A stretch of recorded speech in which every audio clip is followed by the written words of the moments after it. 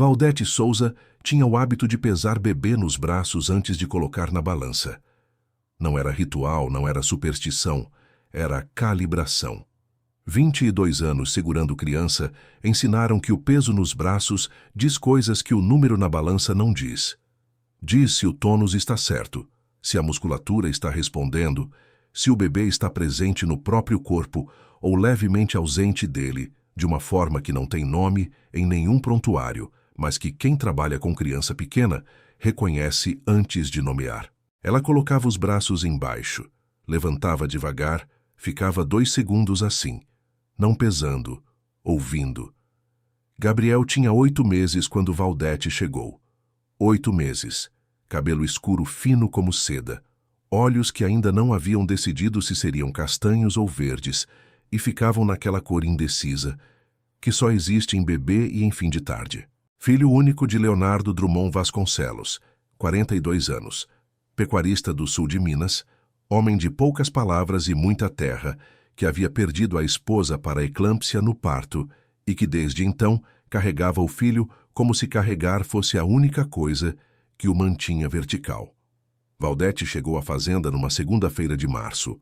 A fazenda se chamava Boa Vista, nome que o avô havia dado e que permanecia porque ninguém havia pensado em mudar, e porque de fato a vista era boa. 300 hectares de pastagem verde escura no Vale do Rio das Mortes, com a serra ao fundo cor de anil, nas manhãs claras e cor de chumbo quando a chuva vinha. A casa grande era de pedra e madeira, com varanda que dava para o vale, assoalho que rangia em pontos específicos que Valdete aprendeu a decorar na primeira semana, e aquele cheiro de casa antiga que é a soma de todas as vidas que passaram por ela. Leonardo a recebeu na varanda com Gabriel no colo. O bebê olhou para Valdete com aquela atenção de inventário que os bebês têm, catalogando, decidindo. Depois estendeu o braço. Era sinal de confiança. Não todo bebê faz isso com estranho. Valdete estendeu os braços. Recebeu Gabriel, ficou 2 segundos assim, ouvindo. O peso estava certo. O tônus estava certo. O bebê estava presente. Ela olhou para Leonardo. Ele está bem.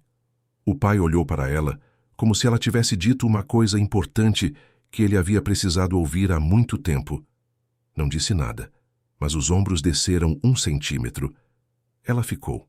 Valdete Souza havia nascido em Campina Grande numa família onde a mãe era parteira e o pai era mecânico, e os dois trabalhavam com as mãos e acreditavam que mão que trabalha é mão que entende. A mãe, Dona Bem-vinda, mulher de 60 anos que parecia ter 70 e tinha a energia de 50. Havia parteado mais de 300 bebês no interior da Paraíba antes de a maternidade do município ser construída e tornar seu trabalho oficialmente desnecessário. Não parou por isso. Continuou sendo chamada por quem não confiava no hospital, por quem morava longe demais, por quem preferia mão conhecida à máquina desconhecida. Continuou até os 72 anos, quando as mãos começaram a tremer levemente e ela decidiu, com a dignidade de quem encerra ciclo com escolha, que era a hora. Valdete havia passado a infância nos partos da mãe. Não dentro do quarto. Isso não era para a criança, mas do lado de fora, ouvindo, esperando, recebendo o bebê nos braços quando a mãe precisava de mão extra. Aprendeu que bebê saudável tem choro de chegada, forte e indignado. O choro de quem não pediu para ser tirado de onde estava. Aprendeu que bebê que não chora ao nascer precisa de atenção antes de precisar de carinho. Aprendeu que o corpo de criança fala uma linguagem anterior às palavras e que quem não aprende a ouvir essa linguagem fica sempre um passo atrás do que está acontecendo. Aos 15 anos, quando os gêmeos nasceram prematuros, Miguel e Mateus, 2 quilos cada, pulmões que precisavam de ajuda para aprender a trabalhar sozinhos, Valdete passou os 3 meses da UTI neonatal dentro do hospital. Não havia dinheiro para internação particular. Havia fila e espera e corredor de hospital público, com aquele cheiro específico que mistura esperança e cansaço em proporções que variam por plantão. Mas havia Valdete, que ficava do lado de fora do vidro das incubadoras 8 horas por dia, e aprendia pelo que via as enfermeiras fazerem, o que cada movimento significava. Quando os gêmeos receberam alta, 3 meses e 12 dias depois do nascimento, 2,8 kg cada, pulmões funcionando de forma autônoma, choro de chegada tardio mas presente, Valdete Souza sabia mais sobre cuidado intensivo de bebê prematuro do que a maioria das pessoas que nunca havia pisado numa UTI. Não tinha diploma, tinha olho. Olho que havia salvado Miguel quando ele tinha 2 anos e ficou quieto demais numa tarde de domingo. Quieto da forma específica que não é sono, é outra coisa. Valdete o levou ao pronto-socorro antes que qualquer sintoma fosse visível. O médico a olhou como se ela fosse exagerada. 3 horas depois, Miguel entrou em colapso por meningite bacteriana que o antibiótico administrado 2 horas antes, graças à insistência de Valdete, conteve antes que chegasse ao ponto sem retorno. O médico não pediu desculpas. Valdete não esperava que pedisse. Ela sabia o que os braços diziam. Era suficiente. Os primeiros 2 meses na Boa Vista foram os meses que Valdete mais gostou de trabalho em toda a carreira. A fazenda tinha aquele ritmo que as cidades perderam, o ritmo das estações, da luz que muda devagar, do som de gado ao longe e pássaro perto e silêncio no meio. Gabriel crescia nesse ritmo com aquela desenvoltura de bebê que está no lugar certo. Descobriu a grama com a palma da mão numa tarde de abril e ficou assim por 20 minutos, palminha aberta sobre o gramado, sentindo. Valdete ficou do lado, não apressou, não explicou. Deixou. Leonardo aparecia na varanda toda manhã às 6h30. Café preto, chapéu de couro, olhos no vale. Às vezes pegava Gabriel antes de ir para o campo. Ficava com ele no colo por um tempo que Valdete nunca mediu, mas que era sempre o tempo certo. Aquele tempo de pai que está aprendendo que filho não precisa de muito além de presença. Ela gostava desse homem, da forma que se gosta de gente boa. Sem complicação, com respeito, com o reconhecimento simples de que havia bondade ali sendo exercida nas condições mais difíceis. O Dr. Henrique Salgado apareceu pela primeira vez no início de maio. Valdete estava na varanda com Gabriel quando o carro chegou. SUV preto, placa de Belo Horizonte, dirigido por motorista. O médico desceu do banco de trás com aquela desenvoltura de quem está acostumado a ser esperado. 51 anos, cabelo grisalho bem cortado, blazer bege sobre camisa branca, mala de couro que era cara sem ser ostensiva. O tipo de homem que havia construído cuidadosamente a aparência de alguém acima de suspeita. Leonardo o recebeu com o aperto de mão de quem conhece há muito tempo. Henrique, obrigado por vir até aqui. Qualquer coisa por você, Léo. Qualquer coisa pelo Gabriel. O médico olhou para o bebê no colo de Valdete. Sorriu. Que menino bonito. Posso? Estendeu as mãos. Valdete entregou o Gabriel. O médico segurou o bebê. E Valdete, naquele segundo, notou uma coisa que não conseguiu nomear imediatamente. Algo no jeito que o médico segurava, não errado exatamente, mas diferente. Não era o jeito de quem segura bebê com frequência. Era o jeito de quem sabe como se deve segurar e está fazendo isso corretamente, não naturalmente. Não era da conta dela. Médico de família não precisa segurar bebê toda semana. Mas ficou anotado. A consulta durou 40 minutos. Valdete ficou do lado de fora do quarto. Não era seu lugar estar dentro, e Leonardo não havia pedido. Mas ficou no corredor, ocupada com a roupa do bebê que estava dobrando, ouvindo sem parecer que estava ouvindo. Ouviu o médico falar sobre reflexos, sobre tônus muscular, sobre padrão de desenvolvimento que merecia atenção mais próxima. Ouviu a voz de Leonardo, que tinha aquela qualidade de homem contendo coisa grande. O que você está dizendo exatamente, Henrique? Estou dizendo que há sinais que quero investigar. Nada conclusivo ainda, mas quero fazer exames específicos. Que tipo de exames? Neurológicos, metabólicos, o tipo que descarta algumas coisas e confirma outras. Uma pausa. Léo, você me conhece há 20 anos. Se eu não me preocupasse, eu não diria nada. Me deixa fazer o trabalho. Silêncio longo. Faz o que precisar. Valdete dobrou a última peça de roupa. Colocou na pilha. Ficou olhando para a pilha por um momento. Por dentro, o bebê que ela havia pesado nos braços naquela manhã estava com tônus certo. Estava presente. Estava fazendo exatamente o que um bebê de 8 meses saudável faz. Não disse nada. Não era da conta dela questionar médico na frente do patrão. Mas começou o caderno. O caderno era um espiral simples, capa preta, que ela havia comprado na papelaria do município na semana seguinte. Nele, toda manhã antes do café, Valdete anotava: data, hora que Gabriel acordou, humor ao acordar, apetite no café, tônus ao segurar, nota de 1 a 5.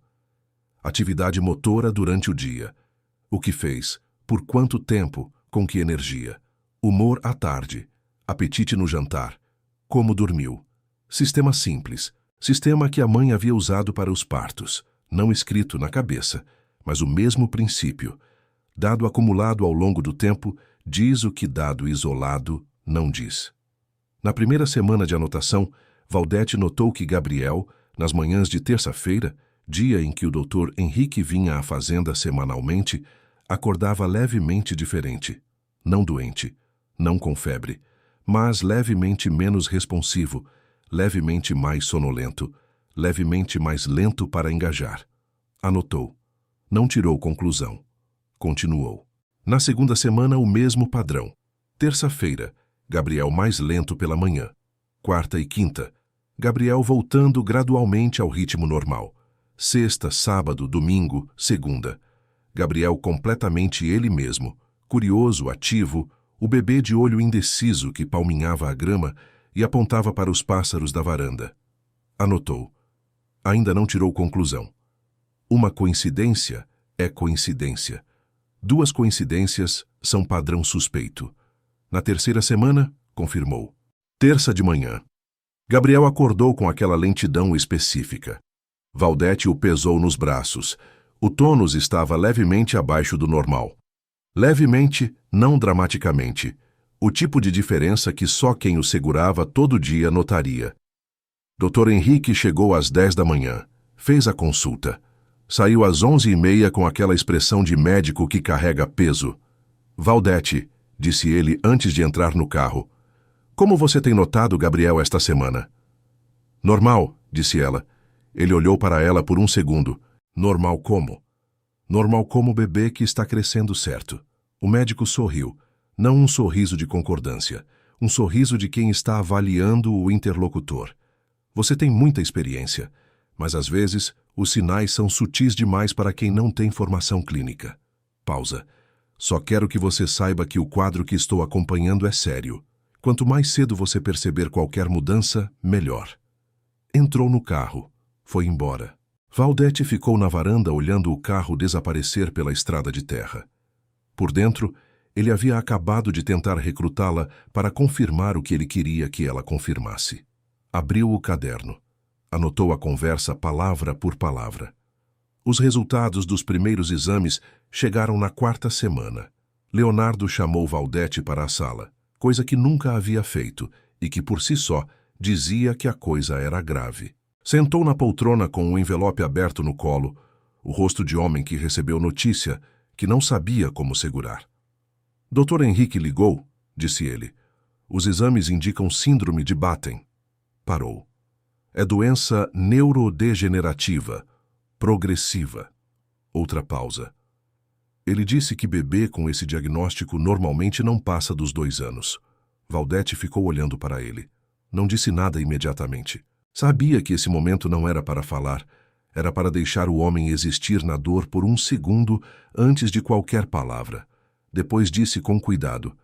Que exame foi feito? Análise genética. Líquor.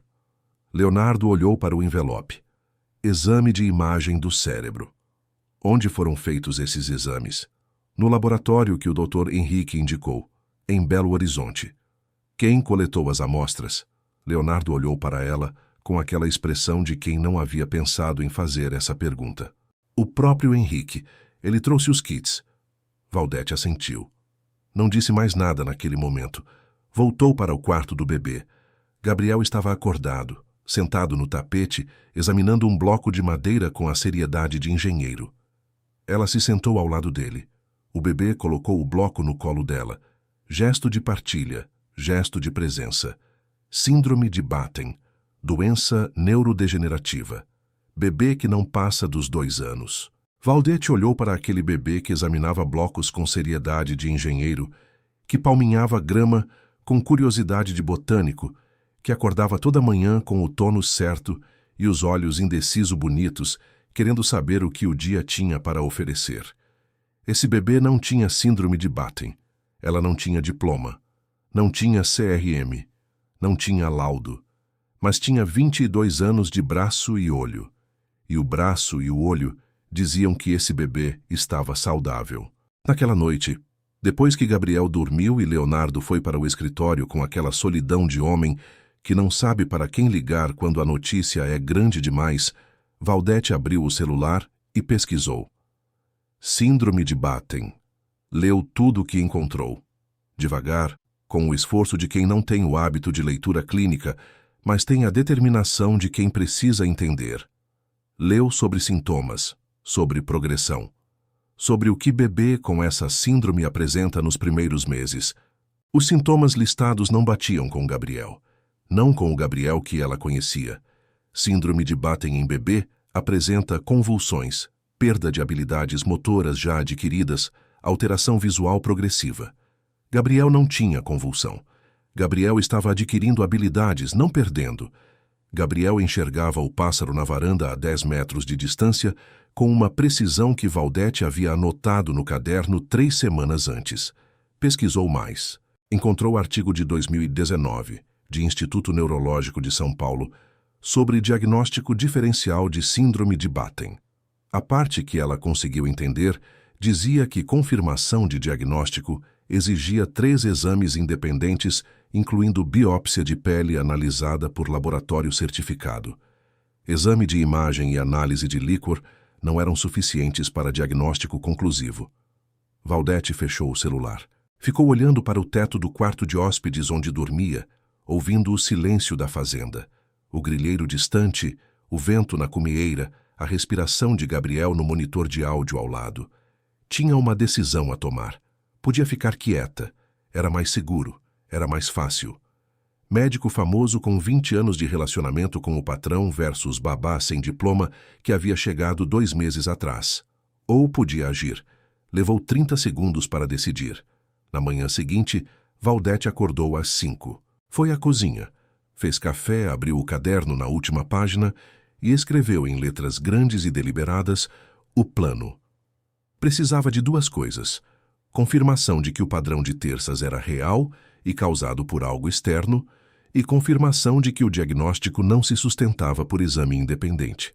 Para a primeira coisa, ia precisar descobrir o que o médico administrava durante as consultas.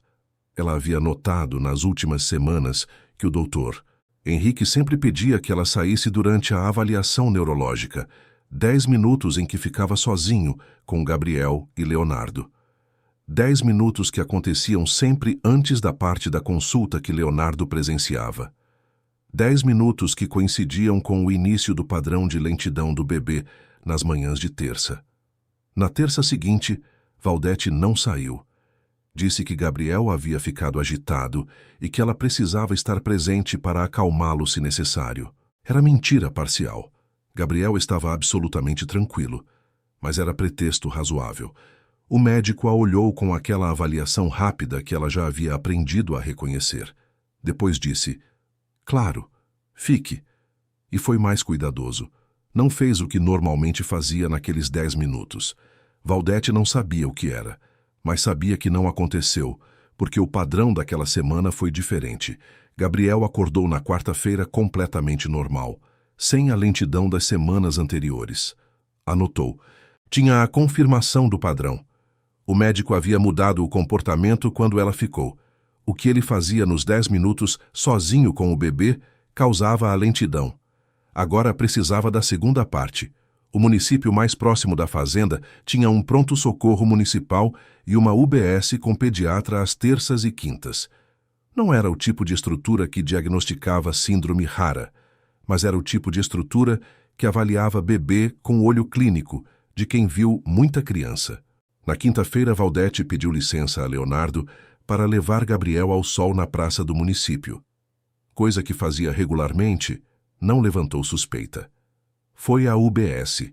A pediatra que a atendeu chamava-se Dra. Joana Figueiredo, 35 anos, cabelo preso, jaleco com manchas de caneta que ela não havia notado. O tipo de médica que atende 20 pacientes por manhã e ainda consegue olhar para cada um como se fosse o único. Valdete explicou a situação em 10 minutos. Mostrou o caderno. Mostrou os laudos que havia fotografado. Dra. Joana examinou Gabriel. Levou 40 minutos, mais do que a consulta permitia tecnicamente, mas ela não olhou para o relógio uma vez. Quando terminou, ficou olhando para o bebê por um momento. Gabriel estava examinando o estetoscópio da médica com aquela seriedade de sempre. Senhora Valdete, disse Dra. Joana, esse bebê não tem síndrome de Batten. Valdete fechou os olhos por um segundo. Posso ter certeza disso? Posso ter certeza de que os marcos de desenvolvimento que estou vendo agora são completamente incompatíveis com o diagnóstico de síndrome de Batten em estágio inicial. Um bebê com esse diagnóstico nessa fase apresentaria... Ela listou os sintomas que Valdete havia pesquisado na noite anterior. Nenhum estava presente. Mais do que isso, estou vendo o bebê com desenvolvimento acima da média para a idade. Esse bebê está saudável. E os exames?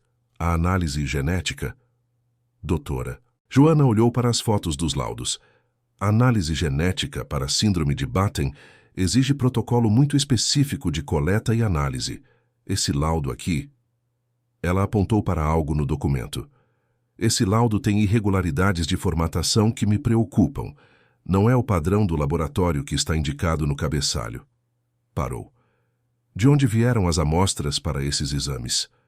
O médico trouxe os kits de coleta. Dra. Joana ficou em silêncio por um momento.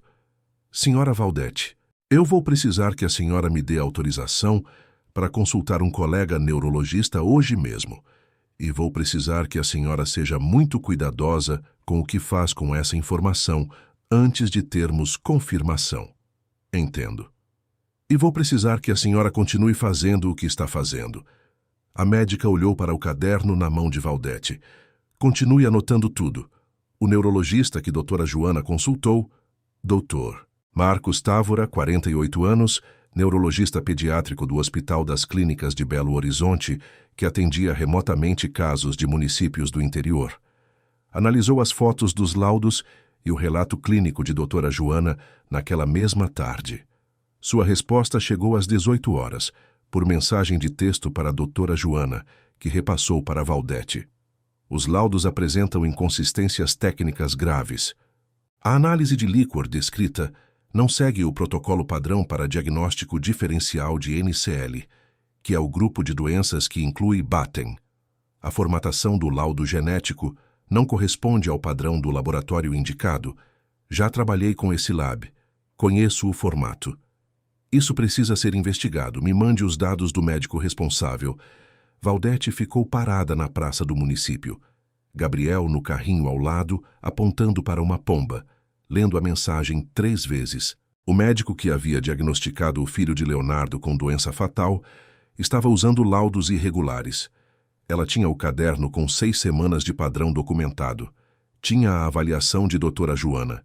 Tinha o parecer de Dr. Marcos. Tinha o suficiente para ir à frente. A conversa com Leonardo foi a coisa mais difícil que Valdete havia feito em 22 anos de trabalho. Não pela coragem que exigiu. Ela tinha coragem. Havia aprendido isso na UTI neonatal de Campina Grande. Foi difícil pela crueldade específica que há em tirar de um pai a única certeza que ele tem sobre o estado do filho. Mesmo quando essa certeza é errada, mesmo quando tirá-la é o ato de proteção mais verdadeiro que se pode oferecer. Ela esperou o jantar. Esperou Gabriel dormir. Sentou na mesa da cozinha. Não na sala, não na varanda, na cozinha, que é onde as conversas verdadeiras acontecem nas casas do interior. E colocou o caderno sobre a mesa. Preciso mostrar uma coisa ao senhor. Leonardo olhou para o caderno. O que é isso?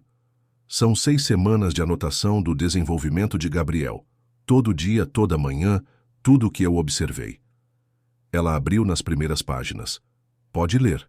Ele leu. Devagar, com aquela atenção de homem que lê contrato de arrendamento com o mesmo cuidado que lê carta, porque na roça os dois têm peso. Quando chegou na página das terças, parou. Esse padrão aqui. É consistente por 6 semanas, disse Valdete. Gabriel fica levemente mais lento toda manhã de terça. Volta ao normal na quarta. Fica completamente ele mesmo do fim de semana até segunda. Terça, começa de novo. Leonardo ficou olhando para a página. O Dr. Henrique vem toda terça. Vem. Silêncio. Você está dizendo que ele está fazendo alguma coisa com meu filho. Estou dizendo que há um padrão que precisa ser explicado. E estou dizendo que, na semana em que eu fiquei na sala durante a consulta, o padrão não aconteceu. Leonardo ficou de pé. Foi até a janela. Ficou olhando para o vale escuro lá fora por um tempo longo. E o diagnóstico? Valdete contou tudo.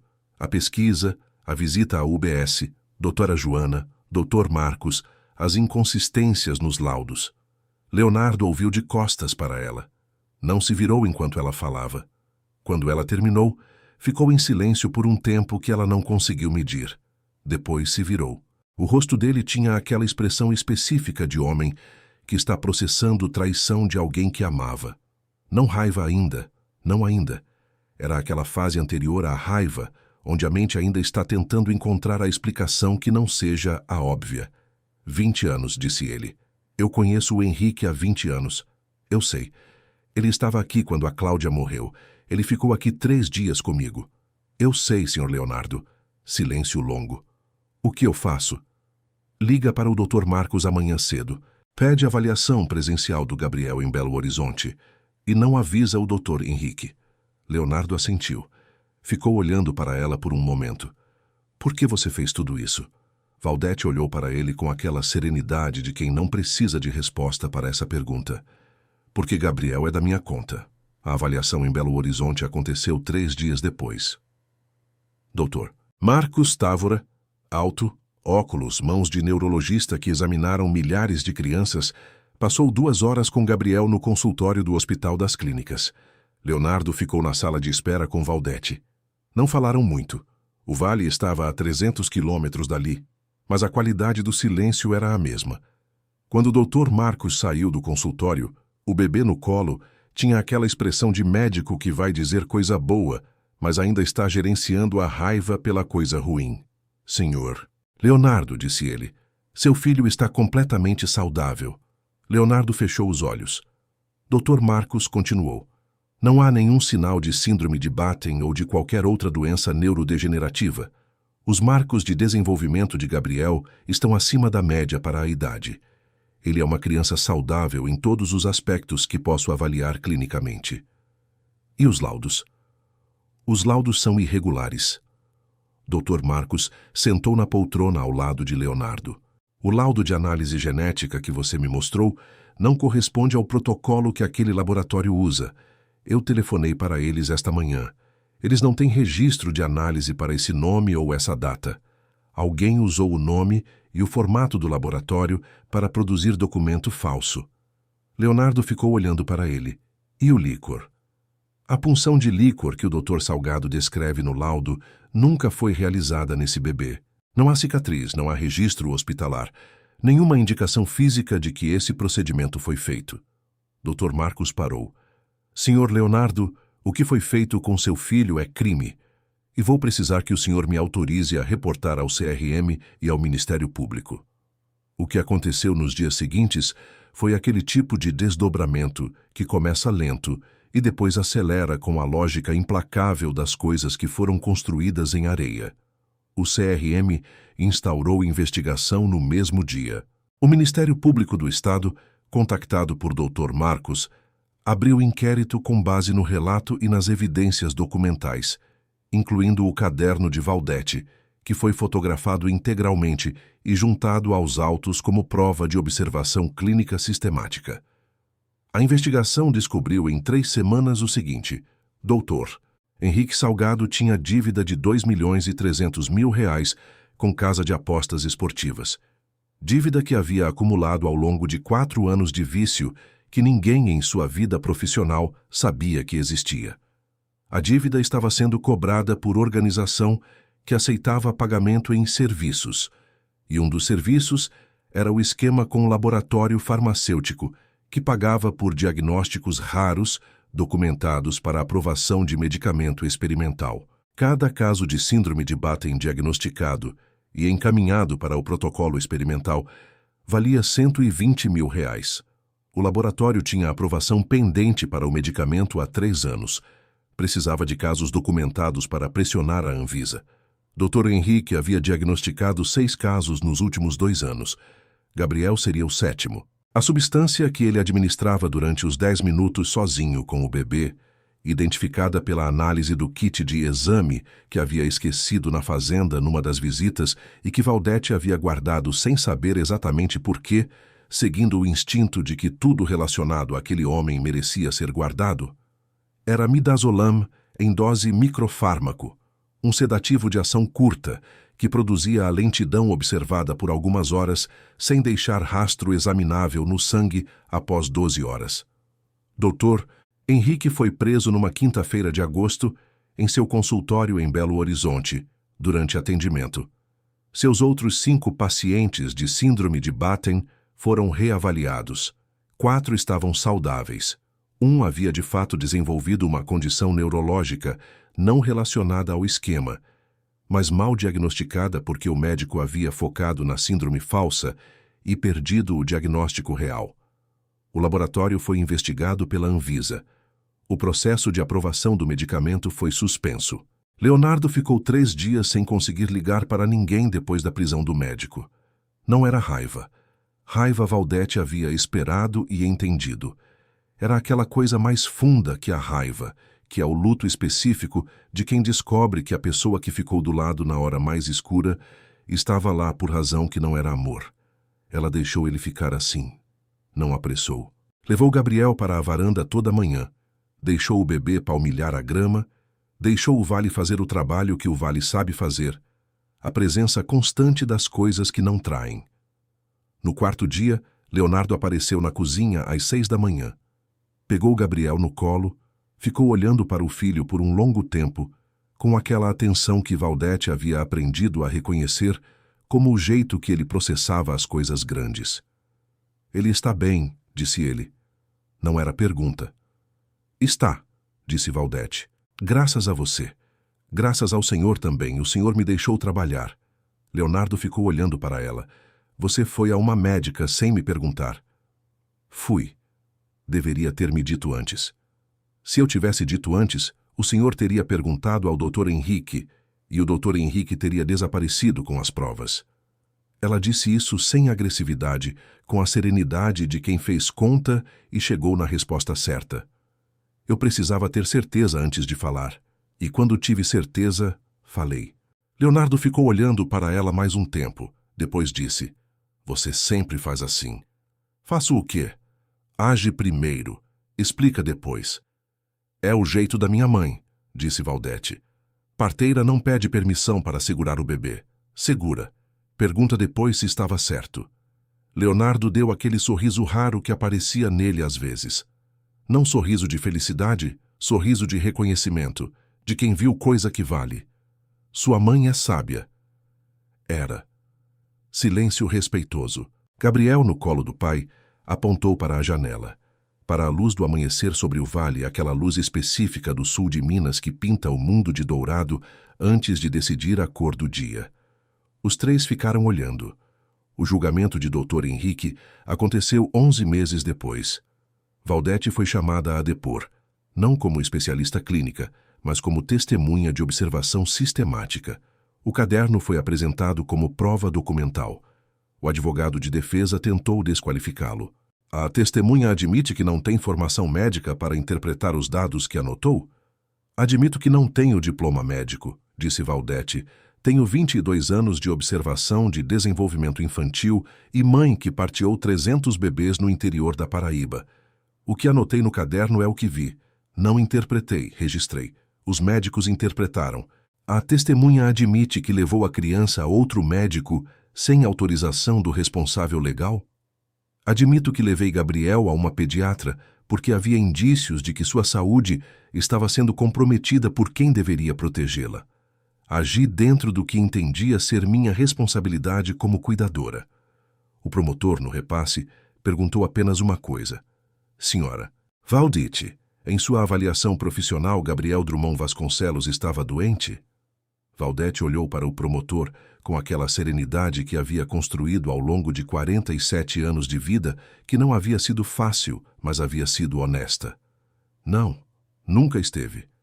Dr. Henrique foi condenado a 8 anos de reclusão em regime fechado por estelionato qualificado, administração de substância em menor, sem consentimento e associação criminosa com o laboratório farmacêutico. O CRM cassou seu registro. O laboratório recebeu multa de 40 milhões de reais e teve o processo de aprovação do medicamento cancelado definitivamente. Na saída do tribunal, Leonardo esperava no corredor. Gabriel no colo, quase 2 anos agora, aquele cabelo escuro que havia ficado mais espesso. Os olhos que haviam finalmente decidido ser castanhos com fundo dourado, os pés descalços como sempre porque odiava sapato desde os 10 meses e ninguém havia conseguido convencê-lo do contrário. Quando viu Valdete, estendeu os braços. Ela o recebeu. Pesou nos braços por 2 segundos, o ritual que nunca havia parado. O peso estava certo. O tônus estava certo. O bebê estava presente. Sempre havia estado. 3 meses depois do julgamento, Valdete recebeu um envelope pelo correio. Remetente: Sociedade Brasileira de Enfermagem Pediátrica, Seção Minas Gerais. Dentro, um convite impresso em papel firme, com logotipo oficial. Convidamos a senhora Valdete Souza a participar como palestrante no 8º Congresso de Cuidado Infantil Avançado, com apresentação sobre observação clínica sistemática como ferramenta de proteção em contexto domiciliar. Valdete leu o convite 3 vezes. Depois foi à cozinha da fazenda. Leonardo estava no campo, Gabriel dormia à sesta e ligou para a mãe. Dona Bem-vinda atendeu no 2º toque, como sempre havia feito, como fazia mesmo depois dos 74 anos e do telefone celular que ainda a desconcertava levemente. Filha, mãe, me mandaram um convite para dar palestra num congresso de enfermagem. Silêncio de 2 segundos. Palestra sobre o quê? Sobre observar criança, sobre anotar o que os olhos veem antes que os exames confirmem. Dona Bem-vinda ficou em silêncio por um tempo que Valdete não conseguiu medir. Depois disse, com aquela voz de mulher que partejou 300 bebês e havia aprendido que chegada boa é chegada, que não precisou de intervenção. Filha, isso é o que eu faço desde antes de você nascer. Só que eu nunca soube que tinha nome de congresso. Valdete riu. Dona Bem-vinda riu também. E a fazenda ficou quieta ao redor. O vale verde escuro, a serra cor de anil, o grilheiro ao longe, Gabriel dormindo com aquela respiração tranquila de quem está no lugar certo e não sabe que poderia não estar. O caderno estava sobre a mesa da cozinha, aberto na última página. Valdete pegou a caneta, escreveu a data, escreveu a hora, escreveu. Gabriel dormiu bem, tônus certo, presente. Fechou o caderno e foi preparar o café para quando Leonardo voltasse do campo.